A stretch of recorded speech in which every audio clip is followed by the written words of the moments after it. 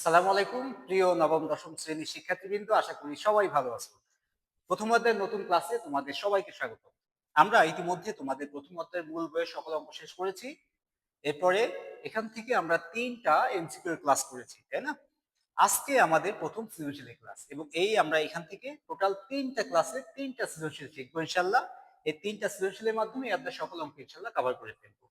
তো চলো শুরু করা যাক। আমাদের প্রথম সৃজনশীলের উদ্দীপকে বলছে n একটি বিজোড় স্বাভাবিক সংখ্যা। n সমান সমান 2x মাইনাস 1, যেখানে x বিলংস টু n। বড় হাতের n মানে আমরা জানি ন্যাচারাল নাম্বার বা স্বাভাবিক সংখ্যা সেট। এটা কিন্তু খুব চেনা চেনা লাগতেছে, তাই না? এই ধরনের অঙ্ক কিন্তু আমরা করেছি, যে আমরা ধরে নিছিলাম n একটি বিজোড় সংখ্যা, তাহলে n সমান সমান 2x মাইনাস 1 লেখা যায়। ওকে, কেন লেখা যায় 2x মাইনাস 1 এর ব্যাখ্যাও কিন্তু আমরা আগে দিয়েছি, আমি এখানে আর ব্যাখ্যা দিচ্ছি না। এখানে আমাদের কতে বসে কি স্বাভাবিক সংখ্যা কি। দেখো, এই যে স্বাভাবিক সংখ্যা সেট এখানে দিয়েছে, আর কত প্রশ্ন করে বসেছে কি স্বাভাবিক সংখ্যা কি। আমরা কিন্তু জানি স্বাভাবিক সংখ্যা কি, তাই না? স্বাভাবিক সংখ্যা হচ্ছে ধনাত্মক পূর্ণ সংখ্যা, মানে সকল ধনাত্মক পূর্ণ সংখ্যাকেই স্বাভাবিক সংখ্যা বলে। এই সংজ্ঞাটা আমরা এখানে দিব। তাহলে আমরা একের কতে লিখতে পারি যে সকল ধনাত্মক পূর্ণ সংখ্যাকে স্বাভাবিক সংখ্যা বলে।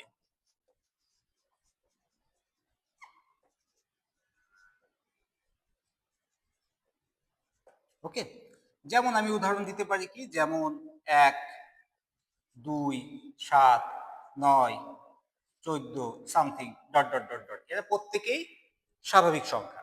আর যদি আমি দিই স্বাভাবিক সংখ্যা সেট, এটাও দিয়ে দিতে পারি স্বাভাবিক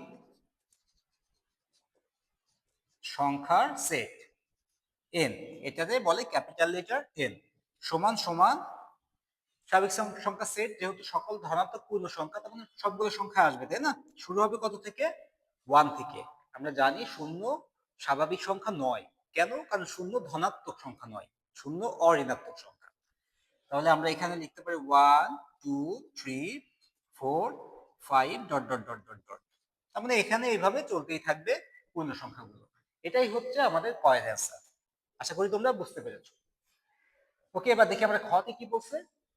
খতে আমাদের বলছে দেখাও যে প্রদত্ত সংখ্যার বর্গ, তার মানে এই যে সংখ্যা, এই সংখ্যার বর্গ একটি বিজোড় সংখ্যা। তার মানে এই সংখ্যার বর্গ করলে আমরা যে মানটা পাবো সেটি হবে একটি বিজোড় সংখ্যা। এটা প্রমাণ করে দেখাতে হবে আমাদের। ওকে, আমরা দেখি কিভাবে প্রমাণ করতে হয়। তাহলে আমরা লিখতে পারি খতে প্রদত্ত সংখ্যা। প্রদত্ত সংখ্যা কি দেওয়া আছে? n সমান সমান 2x মাইনাস 1। এখন একে কি বলছে? বর্গ, তার মানে এর বর্গ বিজোড় সংখ্যা হবে, তাহলে একে অবশ্যই বর্গ করতে হবে। তাহলে লিখবো সংখ্যাটিকে বর্গ করি।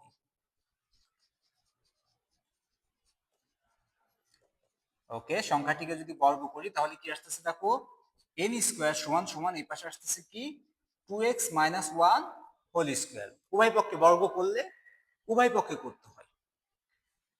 ওকে, তাহলে এই পাশে আমার কোনো কাজ নাই, এই পাশে যা আছে তাই সমান সমানের এই পাশে আমার কাজ। তবে দেখো ওই 2x কে তুমি a ধরো আর 1 কে ধরো b, তাহলে a minus b whole square. সূত্র আমরা জানি, a minus b whole square সূত্র হচ্ছে a square minus 2ab plus b square. সেটি আমরা লিখবো। তাহলে a square minus 2ab plus b square. Okay, এবার স্কোয়ারটা দেখো 2 এবং x দুইটার সাথেই আছে। 2 এর স্কোয়ার করলে 4, x এর স্কোয়ার করলে x স্কোয়ার মাইনাস 2 দুগুণে 4, 4 অক্ষে 4, আর শুধু x আছে, তাহলে 4x প্লাস 1 এর স্কোয়ার করলে হয় 1। এখন দেখো এই দুইটা সংখ্যার মধ্যে 4x কমন আছে, তাই না? দুইটার মধ্যেই 4x আছে। আমি যদি এখান থেকে 4x কমন নিই, কমন নেওয়ার অর্থ হচ্ছে ভাগ করা।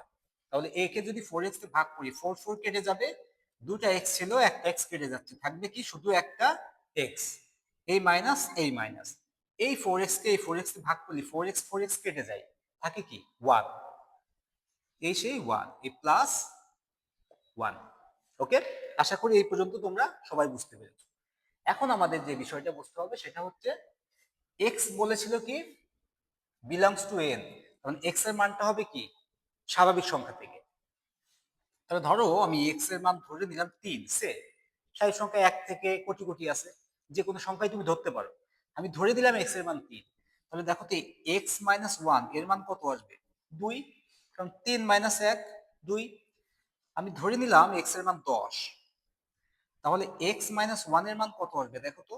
9। তার মানে আমি এক্স এর মান যেটা ধরবো এক্স মাইনাস 1 এর মান হবে তার আগের সংখ্যাটি। এটা তো ক্লিয়ার। তাহলে 2 আর 3 পর পর এই দুইটা সংখ্যা কি দেখো তো? ক্রমিক সংখ্যা পর পর। 9 আর 10 ক্রমিক সংখ্যা। তার মানে এক্স এর মান আমি যাই ধরি না কেন এক্স মাইনাস 1 এর মান তার চেয়ে 1 কম হবে। তাহলে এই দুইটা সংখ্যা হবে পরস্পর ক্রমিক সংখ্যা। ওকে, আশা করি তোমরা খুব ভালোভাবে বুঝছো এটা। তাহলে এক্স এবং এক্স মাইনাস 1 এই দুইটা হচ্ছে ক্রমিক সংখ্যা, এই কথাটা আমরা লিখি। তাহলে এখানে এক্স ও এক্স মাইনাস 1 দুইটি ক্রমিক স্বাভাবিক সংখ্যা।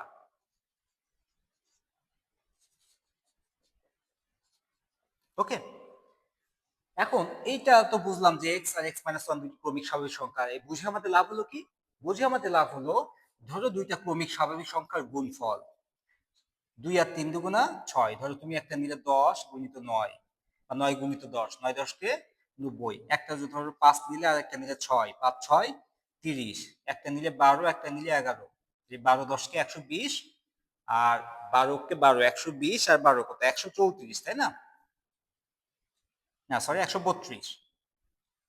12 10 কে 120 আর 12 তাহলে 132। দেখো আমি বিভিন্ন জায়গা থেকে দুইটা ক্রমিক সংখ্যা নিয়েছি পরপর, এই দুইটা ক্রমিক সংখ্যা আমি গুণ করেছি। দেখো ক্রমিক সংখ্যার ক্ষেত্রে একটা জোড় হয় একটা বিজোড় হয়, এটা সত্য কথা। দুইটা ক্রমিক সংখ্যা কখনোই পরপর দুইটাই বিজোড় হবে না, দুইটাই জোড় হবে না, একটা জোড় আর একটা বিজোড়। বিজোড় সংখ্যার সাথে জোড় সংখ্যা গুণ করলে সেটা গুণফল হয়ে যায় জোড়। আমরা কিন্তু সেটাই দেখলাম যে দুটি ক্রমিক সংখ্যার গুণফল সবসময় কি হচ্ছে? জোড় হচ্ছে।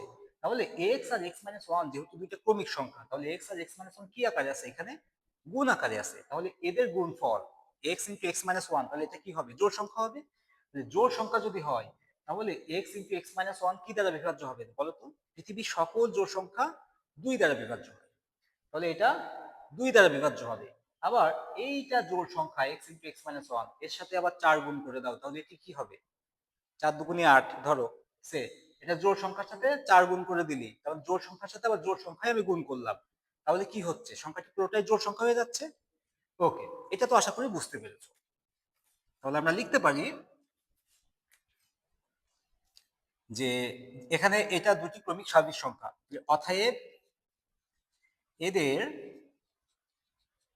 গুণফল একটি জোড় সংখ্যা। ওকে, তাহলে অতএব 4x ইন্টু এক্স মাইনাস 1 সংখ্যাটি একটি জোড় সংখ্যা। ওকে, এটা যেহেতু জোড় সংখ্যা তাহলে এর সাথে আর একটা জোড় সংখ্যা গুণ হয়েছে, তাহলে পুরো সংখ্যাটি কি হয়েছে? জোড় সংখ্যা হয়েছে। এটুকু তো ক্লিয়ার, এটা জোড় সংখ্যা। এখন দেখো একটা জোড় সংখ্যার সাথে যদি 1 যোগ করি আমি, তো সংখ্যাটি কি হবে? বিজোড় হবে। ধরো একটা জোড় সংখ্যা 2, 2 এর সাথে 1 যোগ করলা 3, একটা জোড় সংখ্যা 4, 1 যোগ করে 5, একটা জোড় সংখ্যা 6, 1 যোগ করে 7। মানে একটা জোড় সংখ্যার সাথে 1 যোগ করলে সেই সংখ্যাটি হয়ে যায় বিজোড়। আমাদের কিন্তু এটাই প্রমাণ করতে বলেছিল যে প্রদত্ত সংখ্যার বর্গ একটি বিজোড় সংখ্যা। আমরা দেখলাম এই প্রদত্ত সংখ্যার বর্গ করলাম, পরে আমরা এখানে যে সংখ্যাটি পেয়েছি এটা কিন্তু একটা বিজোড় সংখ্যা হয়ে যাচ্ছে, তাই না? এই যে আমাদের প্রমাণ হয়ে গেছে। তাহলে লিখতে পারি এটা যেহেতু জোড়, তাহলে অতএব 4x into x minus 1 plus 1 সংখ্যাটি একটি বিজোড় সংখ্যা, এটা প্রমাণিত। দেখাতে বলছে সৌর লিখতে পারো। ওকে, তাহলে আশা করি তোমরা খুব ভালোভাবে এটা বুঝছো। এই অঙ্ক কিন্তু আমরা আগেও করেছি, তাই না? উদাহরণ থেকে বা মূল বই থেকেও। যাই হোক, এখন আমরা গ দেখি। গতে আমাদের কি বলছে? গতে বলছে দেখাও যে প্রদত্ত সংখ্যার বর্গকে 8 দ্বারা ভাগ করলে প্রতি ক্ষেত্রে ভাগশেষ 1 হবে। দেখো 8 আর 4 একই রকম, কনফিউশন হওয়ার বা কনফিউজ হওয়ার কোনো কারণ নেই এখানে। কারণ হচ্ছে যেহেতু প্রত্যেকটি সংখ্যায় দেখো আমাদের কিসে দিয়েছে, ইংরেজিতে দিয়েছে, তাই না? তাহলে এটা বাংলায় লেখার কোনো অবকাশ নেই, এখানে বাংলা লেখা হবে না, কারণ প্রত্যেকটি যেহেতু ইংরেজিতে লিখছে এটাও ইংরেজি অক্ষর দ্বারাই বোঝাইছে। তাহলে বলছে কি প্রদত্ত সংখ্যার বর্গকে, তার মানে এর বর্গকে, এর বর্গ কি এটা, তাই না? এর বর্গকে ৮ দ্বারা ভাগ করলে প্রতি ক্ষেত্রে ভাগশেষ ১ হবে। আমাদের অ্যান্সার কিন্তু এখানেই হয়ে গেছে, এটার অ্যান্সার অলরেডি আমরা এখানে শিখে ফেলেছি। জাস্ট ৩-৪টা লাইন আমাদের লিখতে হবে, আর কিছুই না। এবং এই অঙ্কটা কিন্তু আমরা অলরেডি করেছিও। তাহলে আমরা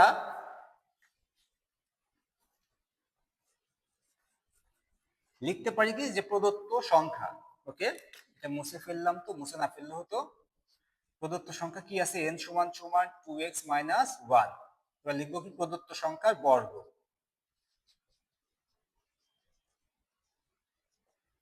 বর্গ কি ছিল দেখো, 4x * x - 1 + 1, এটা পেয়েছি আমরা সর্বশেষ বর্গ করে। এটা আমরা লিখতে পারি কোথা থেকে পেলাম, খ হতে প্রাপ্ত, খ হতে প্রাপ্ত। ওকে, এখন দেখো আমাদের বলছে কি যে ৮ দ্বারা ভাগ করলে ভাগশেষ প্রতি ক্ষেত্রে ১ হবে। তাহলে আমরা কিন্তু এই যে x আর x - 1 এই দুইটা যে হচ্ছে ক্রমিক সংখ্যা, তাহলে ক্রমিক সংখ্যার গুণফল জোড় সংখ্যা, তাহলে জোড় সংখ্যাকে ২ দ্বারা ভাগ করা যায়।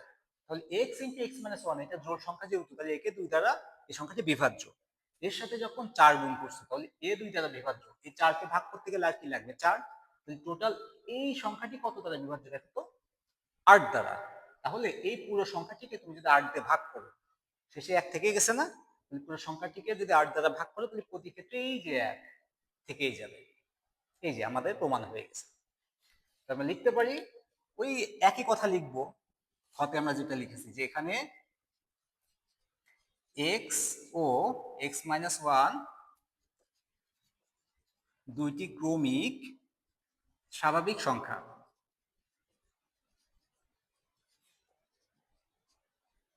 ওকে, অতএব এদের গুণফল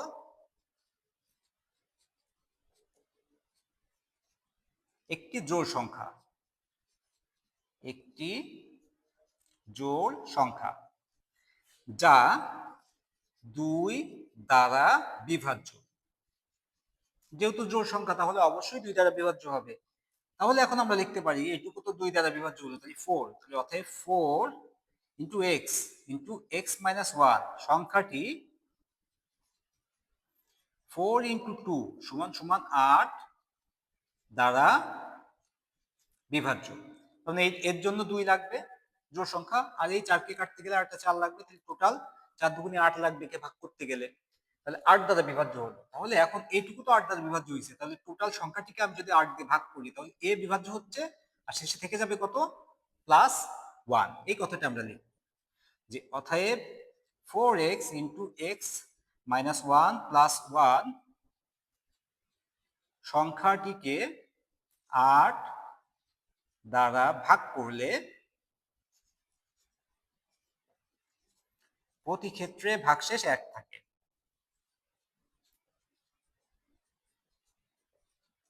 ১ থাকবে। ওকে, এটাই আমাদের দেখাতে বলছে, যেহেতু দেখাই দিলাম। আশা করি তোমরা অঙ্কটি বুঝতে পেরেছো, তোমরা অঙ্কটি আগেও বুঝেছো আশা করি, কারণ এই অলরেডি অঙ্ক আমরা করেছি। এবং এটা এক্সাক্ট আমার মনে নাই, এটা দিনাজপুর বোর্ডে এসেছে সম্ভবত 16 বা 19 সালে। মানে এই যে আমরা এখানে যে অঙ্কগুলো করবো তোমাদের, সেইগুলা কিন্তু বিভিন্ন বোর্ডে এসেছে অথবা বিভিন্ন গুরুত্বপূর্ণ স্কুলগুলোতে এসেছে। তবে আমরা প্রায়োরিটি দিচ্ছি বোর্ডের গুলা, যে বিগত সালে বোর্ডে যেগুলো আসছে সেই অঙ্কগুলো আমরা আগে করাচ্ছি। তো আশা করি তোমরা অঙ্কটি ভালোভাবে বুঝেছো। তো দেখা হবে পরবর্তী ক্লাসে ইনশাল্লাহ অন্য আরেকটি সৃজনশীল নিয়ে। সবাই ভালো থেকো, আল্লাহ হাফেজ।